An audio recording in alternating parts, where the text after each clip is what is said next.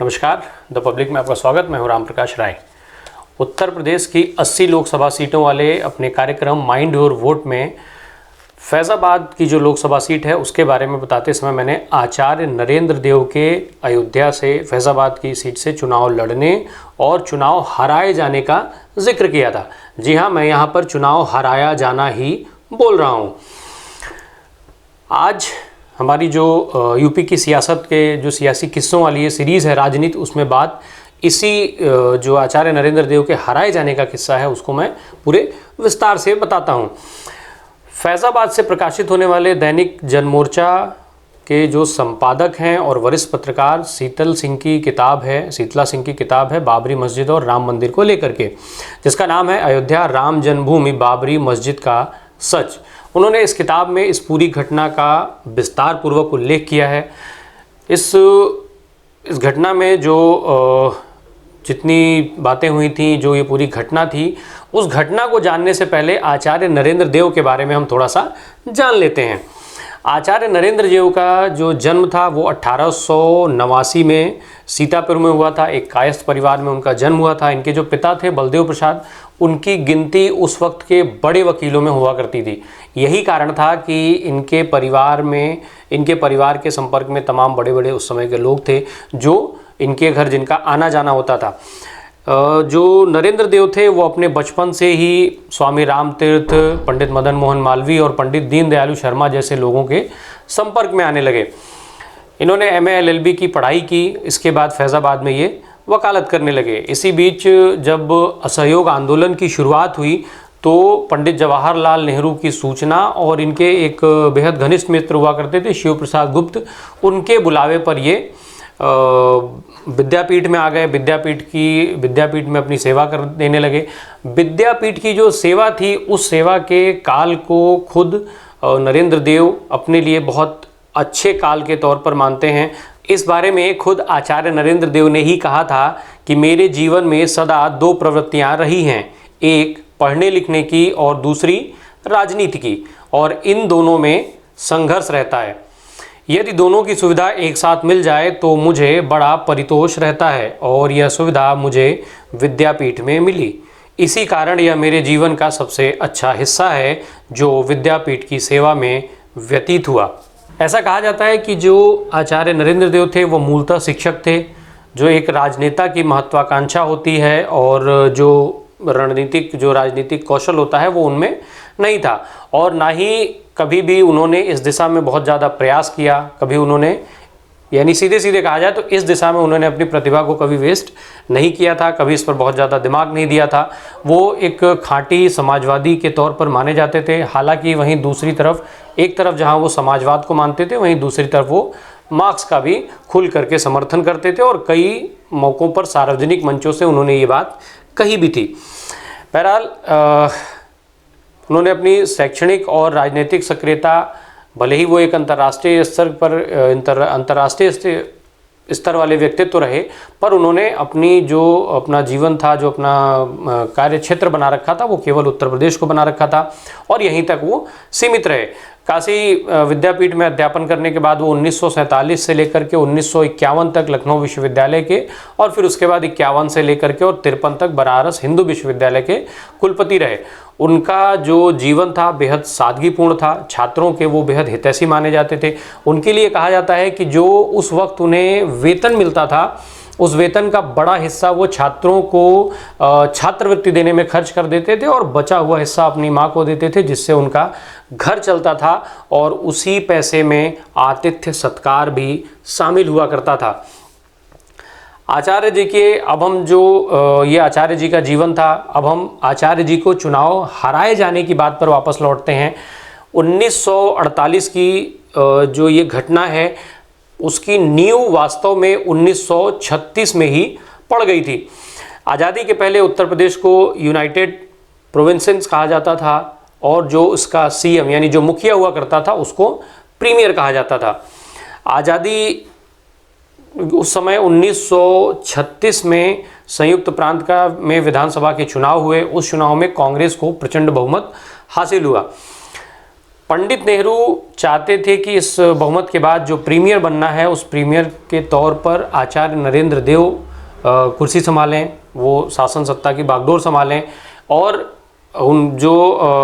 हालांकि इन सब के बाद भी हाईकमान के आदेश के बावजूद भी आचार्य नरेंद्र देव इसके लिए तैयार नहीं हुए। फिर आचार्य नरेंद्र देव को तैयार करने का जिम्मा पंडित गोविंद बल्लभ पंत को सौंपा गया। बाद में पंत ने पंडित नेहरू को बताया कि आचार्य नरेंद्र देव किसी भी कीमत पर प्रीमियर बनने को तैयार नहीं है। हालांकि इस बारे में कई सारे मतभेद हैं, अलग अलग जगहों पर अलग अलग चीज़ें लिखी गई हैं। जानकार ये बताते हैं कि पंत ने कभी भी आचार्य से इस संबंध में बात की ही नहीं थी और बिना किसी बात के ही उन्होंने पंडित जवाहरलाल नेहरू को अपनी रिपोर्ट दे दी थी कि आचार्य नरेंद्र देव जो है वो प्रीमियर नहीं बनना चाहते हैं। इस बारे में ये भी कहा जाता है कि चूंकि पंत को ये पता था कि आचार्य नरेंद्र देव खुद कभी भी इस पद को लेने की या किसी भी पद को लेने की कोई इच्छा प्रकट करेंगे नहीं, और जब विकल्प की बात आएगी तो सबसे बड़े नाम के तौर पर पंडित गोविंद बल्लभ पंत का ही नाम सामने आएगा और वही सर्वमान्य होंगे। और हुआ भी ठीक ऐसा ही। पंडित गोविंद बल्लभ पंत जो है वो पहले प्रीमियर बनाए गए।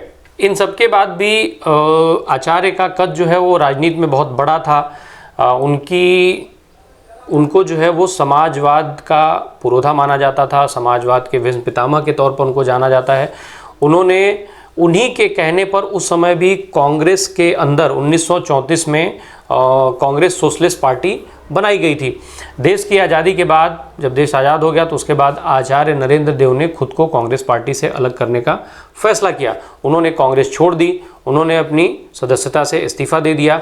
आचार्य ने अकेले इस्तीफा नहीं दिया था, उनके साथ साथ 11 अन्य नेता भी थे जिन्होंने उस वक्त कांग्रेस छोड़ी, अपनी विधायकी छोड़ी और साथ ही साथ जो कांग्रेस सोशलिस्ट पार्टी में जो लोग थे उनकी सदस्यता भी छोड़ दी, उससे इस्तीफा दे दिया। इतना ही नहीं, चूँकि ये सारे जो है वो कांग्रेस के टिकट पर जीत करके विधायक हुए थे, तो इन्होंने नैतिकता के आधार पर जो विधानसभा थी उस विधानसभा से भी इस्तीफा दे दिया था। आचार्य ने कांग्रेस छोड़ करके और अपने समर्थकों के साथ प्रजा समाजवादी पार्टी बना ली। फिर बाद में हालांकि ये पार्टी भी दूसरे पार्टी के साथ मर्ज हो गई थी, लेकिन जो उनकी नई पार्टी बनाने समय पे जो सीटें खाली हुई, जो इस्तीफे हुए, उसके बाद ये तय हो गया कि उपचुनाव होगा। फिर 1948 में ये उपचुनाव हुए।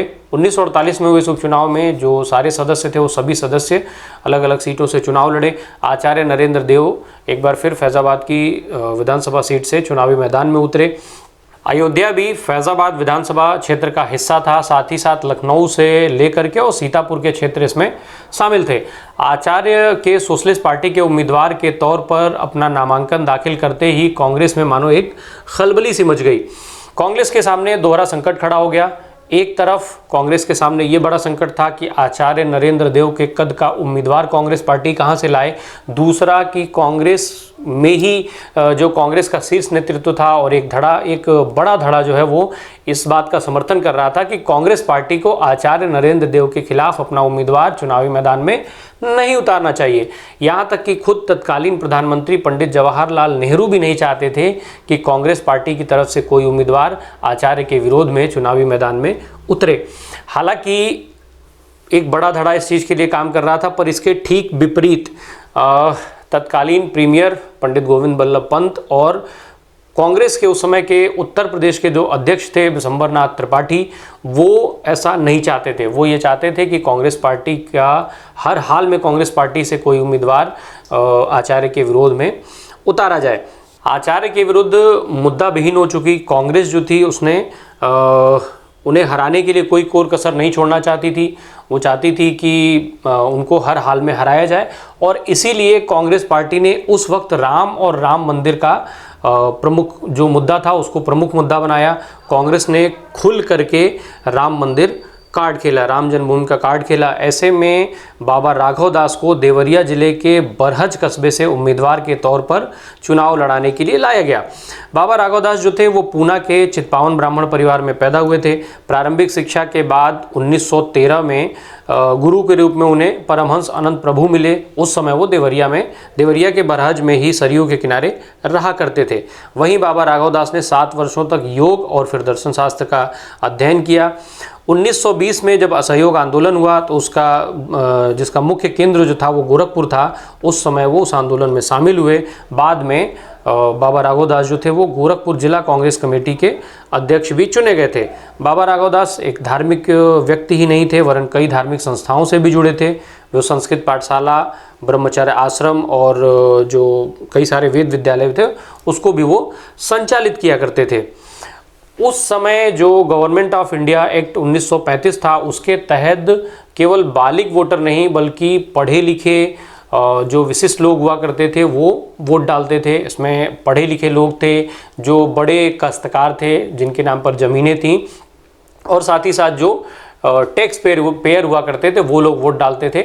जो 5 रुपये तक का टैक्स देते थे उनको वोट डालने का अधिकार हासिल था। आचार्य नरेंद्र देव समाजवादी व्यक्तित्व वाले व्यक्ति थे, इसलिए उन्हें नास्तिक और धर्म विरोधी घोषित करना बेहद आसान था। हुआ भी ऐसा ही। अयोध्या के जो चुनाव हुए, उस चुनाव में जो बैनर पोस्टर लगाए गए उसमें राम और रावण की उस चुनाव को राम और रावण की लड़ाई बता दी गई। खुद पंत ने, जो गोविंद बल्लभ पंत थे, वो खुद ही कांग्रेस प्रत्याशी बाबा राघव दास के फेवर में चुनाव प्रचार करने के लिए मैदान में उतर गए।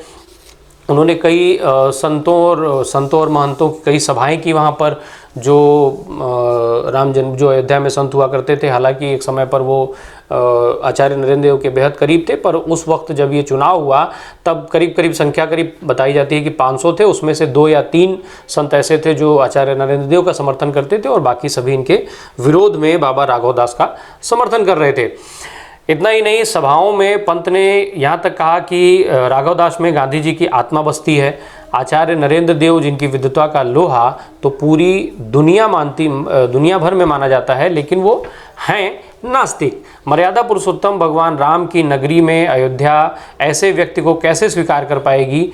इस चुनाव में पुरुषोत्तम दास जो टंडन थे वो भी चुनाव प्रचार में शामिल हुए। उन्होंने भी आचार्य को नास्तिक बताने और अयोध्या की मर्यादा का सवाल जो है वो कई अपनी चुनावी सभाओं में उठाया था। आचार्य नरेंद्र देव के खिलाफ राम और रावण संवाद के नाम से ऐसे पर्चे बांटे गए और पोस्टर लगाए गए जिसमें रावण रूपी नरेंद्र देव को हराने तथा राम रूपी बाबा राघव दास को जिताने का आह्वान किया गया था। आचार्य नरेंद्र देव के खिलाफ इस चुनाव का संचालन खुद पंत कर रहे थे, पर इसके बावजूद भी कांग्रेस में रहते हुए ही चंद्रभानु गुप्ता, कमलापति त्रिपाठी, संपूर्णानंद, सुचेता कृपलानी तथा अलगू राय शास्त्री जैसे जो नेता थे, उन्होंने खुद को आचार्य को हराए जाने के इस अभियान से अलग रखा हुआ था, दूर रखा हुआ था। आचार्य नरेंद्र देव चूँकि अपने विरोधियों द्वारा जो ये उनका हथकंडा अपनाया जा रहा था, जो भ्रामक प्रचार किए जा रहे थे, जो दुष्प्रचार किए जा रहे थे और जो तमाम तरीके के सवाल पूछे जा रहे थे, इन सब के बाद भी वो अपने विरोधियों को लेकर के बेहद शांत रहे। हालांकि बाद में 20 मार्च 1955 को लिखे अपने लेख में आचार्य ने अपने आंतरिक जो उनकी व्यथा थी उसका पूरा वर्णन किया। उन्होंने जो उस समय किस तरीके से कांग्रेस ने चुनाव जीतने के लिए प्रोपेगेंडा फैलाया, दुष्प्रचार किया, उसका उल्लेख किया। और साथ ही साथ कांग्रेस ने उस वक्त जो सवाल उठाए थे उन सवालों में भी कई सवालों का उन्होंने अपने लेख के माध्यम से जवाब दिया। इतना ही नहीं, उन्होंने यहाँ तक लिखा था कि कांग्रेस के कुछ प्रमुख नेताओं ने महिलाओं से यहाँ तक कह दिया कि वोट डालने वो ना जाएं, उनका वोट जो है वो मत पेटिका में डाल दिया जाएगा। कांग्रेस की जो ये सारी कोशिशें थीं वो अंततः रंग लाईं। इस उपचुनाव में आचार्य लगभग 1200 वोटों से चुनाव हार गए थे। बाबा राघव दास की जीत के बाद नास्तिक हारा व बाबा राघव दास जीते जैसे नारे लगाए गए। गजाधर प्रसाद को छोड़ करके इस चुनाव में चुनाव लड़े सभी प्रत्याशी चुनाव हार गए थे। गोविंद बल्लभ पंत जो हैं वो आचार्य नरेंद्र देव की हार में अपने बड़े विरोधी का अवसान देख रहे थे, तो वहीं जो बिशंबर नाथ थे वो उसे अपनी नीतियों की जीत बता रहे थे। हालांकि उससे ठीक उलट बाबा राघव दास जो ये चुनाव जीते थे, उन्होंने अपनी जीत की सभा में ये बात कही कि आचार्य नरेंद्र देव मुझसे बेहतर प्रत्याशी थे, उनको जीतना चाहिए था। बहरहाल इस चुनाव में आचार्य नरेंद्र देव को हराने को लेकर के कांग्रेस ने न केवल अपनी पूरी ताकत झोंक दी, बल्कि जो उसको राम मंदिर और इस तरीके के मुद्दों का सहारा लेना पड़ा, राष्ट्रवाद, कश्मीर, जम्मू कश्मीर से लेकर के और गांधी की आत्मा तक कांग्रेस ने हर एक वाक्य का, हर एक जो उसको कहा जाता है कि जितने भी विकल्प थे उसका उन्होंने इस्तेमाल किया, भरपूर इस्तेमाल किया। इस तरीके से एक तरीके से ये चुनाव जो था वो चुनाव कम और आचार्य नरेंद्र देव को हराने की साजिश सा बन गया था। इसका केवल और केवल एक ही मकसद था, आचार्य नरेंद्र देव को हराना। सवाल आया कि अब जो ये पूरा चुनाव था उसको उस समय एक चुनाव की परिपाटी शुरू हुई थी, हालांकि बाद में वो काफ़ी लंबे समय तक नहीं रही। फिर उसके बाद अब वर्तमान समय में भी चुनाव की यही परिपाटी देखने को मिल रही है, जहाँ जो चुनाव है उसका केवल और केवल एक ही उद्देश्य है, चुनाव में हर हाल में जीत हासिल करना। बहरहाल चलते चलते आचार्य नरेंद्र देव के व्यक्तित्व का एक किस्सा मैं और बता देता हूँ। आचार्य नरेंद्र देव जब कांग्रेस पार्टी से अलग होकर के उन्होंने अपनी पार्टी बनाई, तो ये हुआ कि पार्टी का जो चुनाव होना था ये हुआ कि उसका घोषणा पत्र कैसे बनेगा, पार्टी का घोषणा पत्र कैसे बनेगा, उसको लेकर के जब आचार्य नरेंद्र देव से सवाल पूछा गया, उस समय आचार्य नरेंद्र देव की तबीयत अक्सर ख़राब रहा करती थी।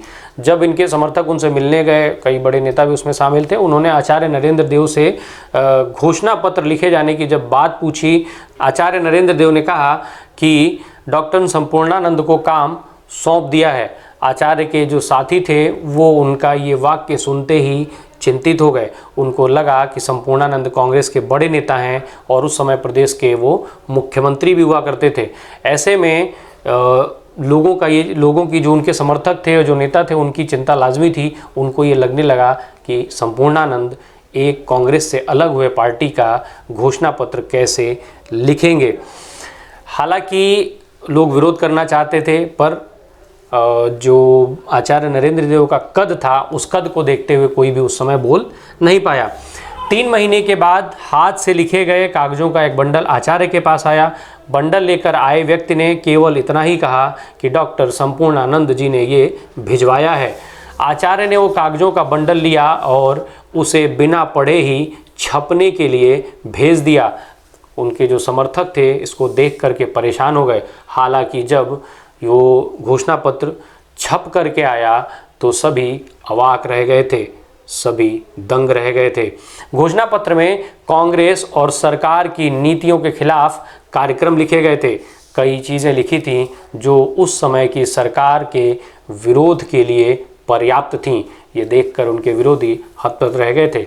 बहरहाल आज के अंक में इतना ही। अगले अंक में एक नए किस्से के साथ फिर मुलाकात होगी। तब तक बने रहिए हमारे साथ। YouTube पर हमें सब्सक्राइब कीजिए, Facebook पर हमारे पेज को लाइक कीजिए। धन्यवाद। अगर आपको दी पब्लिक के कार्यक्रम पसंद आते हैं तो इन्हें लाइक करें। अगर आप इस वीडियो को YouTube पर देख रहे हैं तो चैनल को सब्सक्राइब करें, और अगर आप इसे Facebook पर देख रहे हैं तो दी पब्लिक के पेज को लाइक करें। अगर आप चाहते हैं कि हम निष्पक्ष पत्रकारिता को जारी रखते हुए आपसे जुड़े मुद्दों पर सवाल उठाते रहें तो हमें सहयोग करें। आपका छोटा से छोटा सहयोग भी इस मुहिम को जारी रखने में हमें ताकत देगा। डोनेट करने के लिए डिटेल्स जो हैं वो डिस्क्रिप्शन बॉक्स में दी गई हैं। धन्यवाद।